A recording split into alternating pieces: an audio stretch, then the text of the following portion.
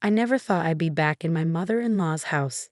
Yet here I stood, watching my 8-year-old son clutch his dinosaur backpack like a shield. After James and I divorced, I swore I'd never set foot in this place again. But life has a way of forcing your hand when you're a single mother with a flooded apartment and limited options. "Mom, please," Tommy whispered, his small hand gripping mine. "We can stay at Uncle Pete's, or even in a hotel." I knelt down to his level, straightening his perpetually crooked glasses. "Honey, we've talked about this. The insurance company won't cover a hotel, and Uncle Pete's house is being renovated. It's just for 2 weeks until they fix the burst pipe." But the guest room, his voice trembled. "Remember last time?" I did remember, or at least I remembered his inexplicable meltdown 3 years ago when we'd stayed here after James first moved out. Tommy had been 5 then, and I chalked it up to the stress of the separation. He'd screamed about whispers in the walls and refused to sleep alone. I ended up taking him home after just 2 nights.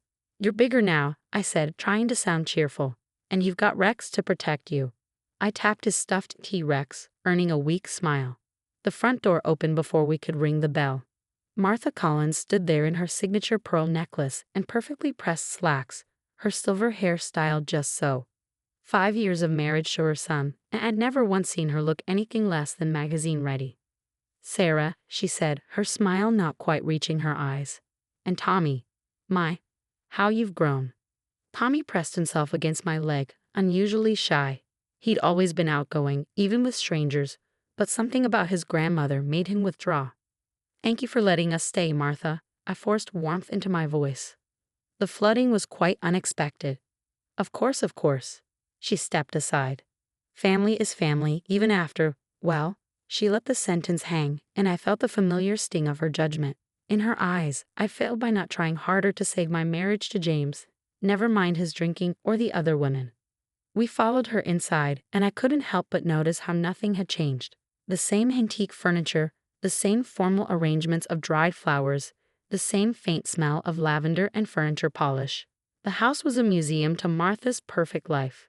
Every surface gleaming, every item in its designated spot. "I've prepared the guest room upstairs," Martha said, leading the way. "The one Tommy stayed in last time. I kept it just as it was." Tommy's grip on my hand tightened painfully. "Mom," he whispered urgently, "please, can't we share your room?" "Tommy," I started, but Martha cut in. "Nonsense. A growing boy needs his own space, and Sarah will be right next door in the blue room." We reached the guest room, and Martha threw open the door with a flourish. The late afternoon sun streamed through lace curtains, illuminating the antique twin bed with its white iron headboard and the heavy oak dresser against the far wall. A rocking chair sat in a corner, draped with one of Martha's hand-crocheted afghans. "It's lovely," I said automatically, but Tommy had gone rigid beside me. "The closet," he whispered. "Mom, look at the closet." I followed his gaze to the closed closet door. It was just a normal door, painted white like the walls, with a brass knob that needed polishing. "Oh, that reminds me," Martha said brightly. "I stored some of James' old things in there, from when he was a boy. I thought Tommy might like to look through them." Tommy shook his head violently. "No, I don't want to." "Tommy," I scolded, embarrassed by his outburst. "That's very thoughtful, Martha. Thank you." Martha's lips thinned. "Well, I'll let you two get settled. Dinner's at 6 sharp." She glided out, closing the door behind her. The moment she was gone, Tommy erupted into tears. "Mom, please. I'll sleep on the floor in your room. I'll sleep in the bathtub. Just not here." "Tommy, stop this." I knelt down, wiping his cheeks. "What's got you so worked up about this room? Is it because it reminds you of when Daddy left?" He shook his head frantically. "It's the whispers. They come from the closet at night. And then the rocking chair moves by itself. I saw it last time. And there's scratching in the walls. And now." I cut him off firmly. "You're too old for these stories. I know things have been hard with the divorce and now the flood, but we need to make the best of it. Grandma Martha is being very kind letting us stay here." "She's not kind," Tommy muttered, so quietly I almost missed it. "She's just pretending." I sighed, standing up. "Let's unpack your clothes. Once you're settled, it won't seem so scary." I moved toward the closet, but Tommy grabbed my arm. "Don't." "Tommy, this has to stop." I pulled free and grasped the closet doorknob. It was ice cold to the touch, but I told myself it was just the old house's poor circulation. I pulled the door open. The closet was ordinary enough, a rail of hanging clothes, boxes stacked on the shelf above, and some old toys scattered on the floor. But as I reached for a box labeled James, age 8, something caught my eye. Wedged between the wall and the shelf support was what looked like a small notebook. I stretched up on tiptoe and managed to work it free. It was a child's journal, the cover decorated with dinosaur stickers. "That's mine," Tommy whispered. "From last time?" I hid it there. I opened it, recognizing my son's messy handwriting. The first entry was dated 3 years ago, during our previous stay. My heart stopped as I read the first line. "Dear Diary, I found Daddy's old journal today. The one from when he was my age. He saw the whispers too, and he wrote about what Grandma did to make them stop." A floorboard creaked behind us, and I spun around. Martha stood in the doorway, her perfect smile now oddly fixed. "I see you found the closet interesting after all," she said softly. "Why don't we come down to the kitchen? I made lemonade. We can talk about old times." I clutched Tommy's journal to my chest, my heart pounding. Martha's smile remained perfectly in place, but her eyes had turned cold and sharp as winter frost. Tommy pressed against my side, trembling. "Actually," I said, trying to keep my voice steady, "I should call the insurance company about our apartment. Tommy, why don't you?" "Nonsense," Martha cut in. "Those calls can wait. Family time is precious, Sarah. You, of all people, should understand that after taking my grandson away." "I didn't take him away," I protested. "James was the one woe. Let's not discuss unpleasant things in front of the child." Martha's voice was honey-sweet, but her eyes never left the journal in my hands. "Tommy, dear, run down to the kitchen. I made those sugar cookies you used to love." Tommy didn't move. "Mom," he whispered, "don't let her take the journal." Martha's smile tightened. "What secrets are you keeping from Grandma, Tommy? You know I don't approve of secrets in my house." I slipped the journal into my back pocket, making sure Martha saw the movement. If she wanted it, she'd have to acknowledge it directly. "Tommy, go call Uncle Pete. Tell him we might visit after all." "The phones are down," Martha said smoothly. "Storm coming, you know. Why don't we all go to the kitchen? We can look through James' old photos while we have our cookies." As if on cue, thunder rumbled outside. The afternoon sun had vanished, dark clouds rolling in with unnatural speed. The room dimmed, shadows deepening in the corners. The rocking chair creaked, though there was no breeze. "Mom," Tommy's voice quavered. "The whispers are starting early today." I started to tell him not to be silly, but then I heard it, a soft, sibilant sound coming from the closet, like multiple voices speaking just below the threshold of understanding. Martha's smile widened. "Oh, we hear them too. James used to complain about them at your age. Such an imaginative boy. But I helped him grow out of it." The temperature in the room seemed to drop.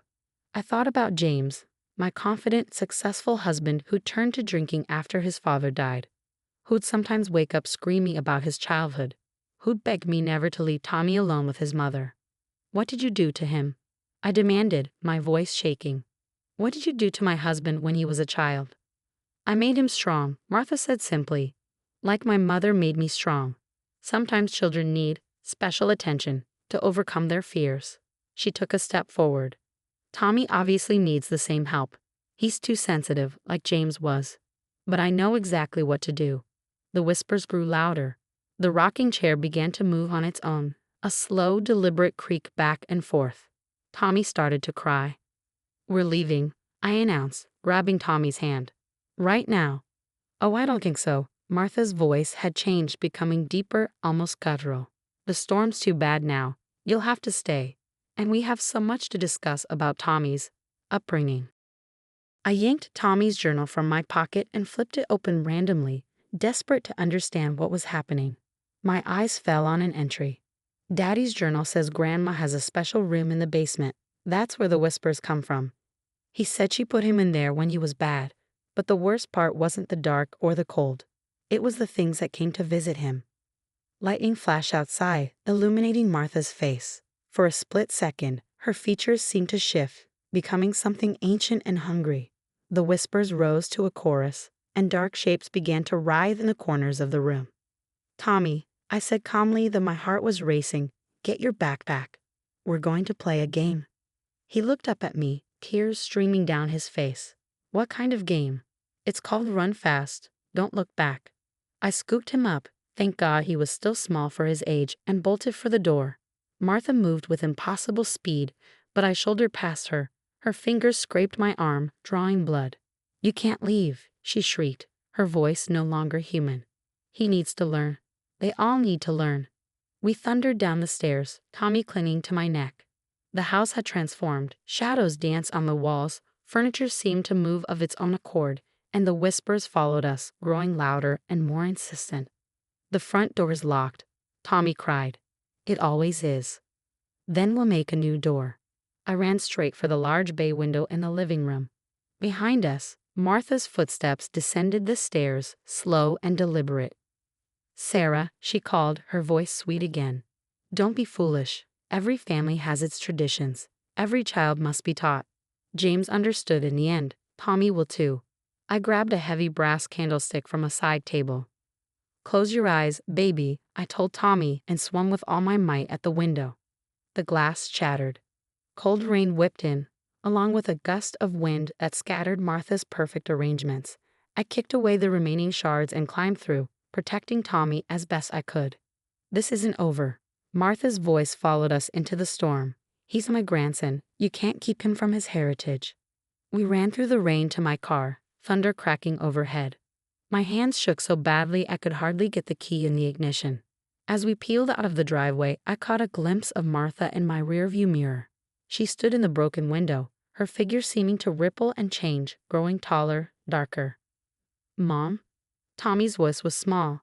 Is that why Daddy drinks? Because of what's in the basement?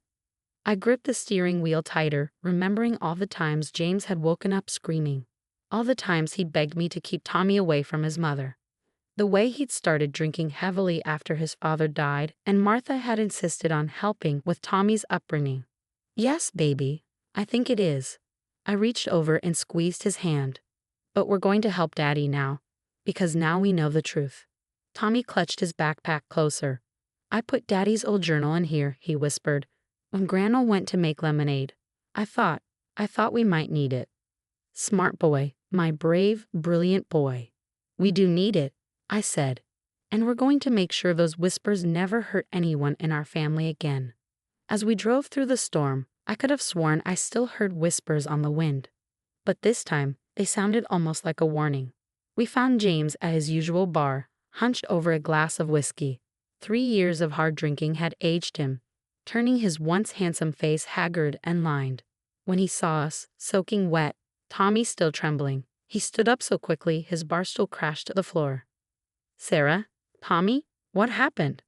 His eyes focused on the scratches on my arm, the small cuts from the window glass. Did my mother? I placed Tommy's backpack on the bar and pulled out the old journal we'd taken from Martha's house.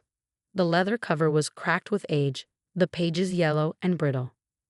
James's childhood handwriting filled the pages with shaky letters and terrible truths. All the color drained from his face. Where did you find this? Your son saved it, I said quietly, just like he saved your old toys, your comics, everything he could reach in that basement room before she caught him last time. He knew you needed proof that it was real. Tommy reached for his father's hand. I heard the whispers too, Daddy, just like you did. James collapsed back onto his bar stool, tears streaming down his face. I thought I was crazy. She always said I was crazy, that I imagined it all. Even Dad started believing her in the end. Is that why you never told me? I asked, sitting beside him. Why you just started drinking instead? He nodded, wiping his eyes. How could I explain? That my mother, he couldn't finish. That she feeds them, Tommy said solemnly. The things in the basement. The ones that whisper, she feeds them fear, children's fear. James stared at our son in horror. How do you know that? It's in your journal, and I found the old books in the basement, the ones with weird writing. They say fear makes them stronger. That's why she locks kids down there. That's why she hurt you. I watched my ex-husband carefully. James, your father, did he die of natural causes? James's hands began to shake. He found her books. started asking questions. Then he had his heart attack while she was bringing him tea. He laughed bitterly. I knew, but who would believe me? She's Martha Collins, pillar of the community. Perfect mother. Perfect grandmother. Not anymore, I said firmly. We have proof now. Your journal, Tommy's journal, photos he took of the basement room and the books. And we're not the only ones who've seen her true face. Thunder cracked outside the bar. The lights flickered. She's coming, Tommy whispered. She always finds her family. James grabbed the journals. We need to go. Now, I know somewhere we can stay, somewhere she can't. The bar's door burst open. Martha stood there, rain streaming down her face, her perfect hair and clothes now in wild disarray. Other patrons turned to stare, but their eyes seemed to slide right past her, as if they couldn't quite focus on what they were seeing. Family meeting? Her voice echoed strangely. How lovely. James, darling, you're looking quite unwell. Perhaps some of Mother's special tea. James stood, pushing Tommy behind him. For the first time in years, I saw the man I'd married, strong, protective, sober in the face of real danger rather than drowning in memories he couldn't face alone. No more tea, he said. No more basements. No more traditions. It ends now, Mother. Martha's face twisted. You ungrateful child. Everything I did for you. For our bloodline. The power they offer us is poison, James finished, and you'll never get near my son again. I pulled the last item from Tommy's backpack, one of Martha's precious books, filled with symbols and dark promises. Her eyes widened in recognition. You see this? I held it up. Copies are already in a lawyer's office. If anything happens to any of us, anything at all, it all comes out. Your perfect reputation, your standing in the community, all of it burns. You wouldn't, she hissed. The shame to the family. Watch me. I struck a match from the bar, holding it near the book's corner. Leave us alone, Martha. Find someone else to feed your basement friends. Your grandson is off the menu. For a moment, something inhuman flickered behind her eyes. The shadows in the bar grew darker, and that familiar whisper started up. But then, very well. Her face smoothed back into its perfect mask. But remember, blood calls to blood. He'll seek us out eventually. They always do. She turned and walked out into the storm. We watched until her figure disappeared into the darkness.